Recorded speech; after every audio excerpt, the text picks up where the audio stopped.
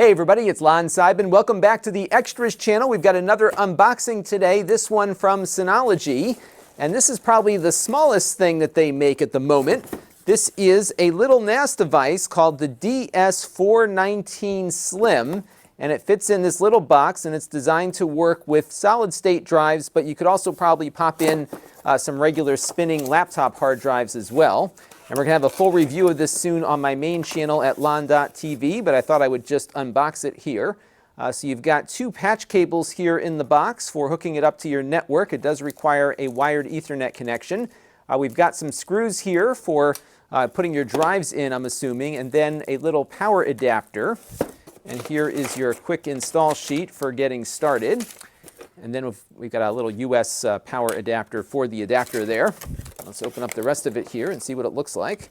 So this is the device itself. I believe this is diskless, so we'll have to find some solid-state drives to pop in here, but I do have many.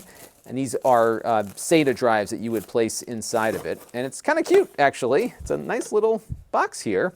It does have a fan. We'll see how loud that is when we get it all fired up. And it looks like you can open it up and service it as well.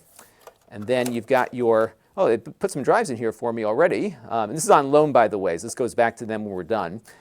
This is a 240 gigabyte Seagate Iron Wolf solid-state drive that came inside of it. And there's another one in here as well. And usually when they do that, they give me two drives. Yeah, so we'll run with the two. Maybe we'll put a few more in and see how it all works. So I do have a few other 240 gig drives. And I know a lot of people are going to be asking about running Plex servers on this. We'll try it, but it's not going to be good for Plex transcoding because it has an ARM processor and not an Intel chip inside.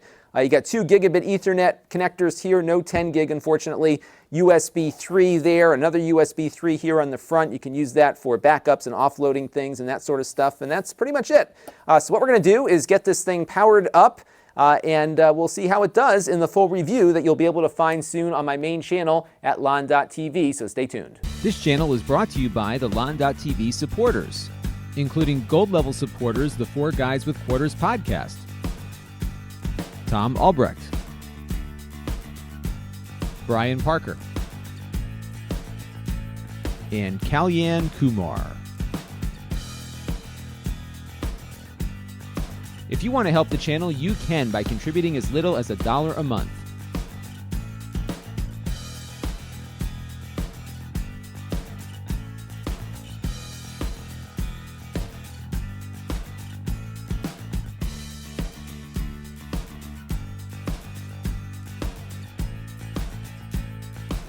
Head over to lon.tv/support to learn more.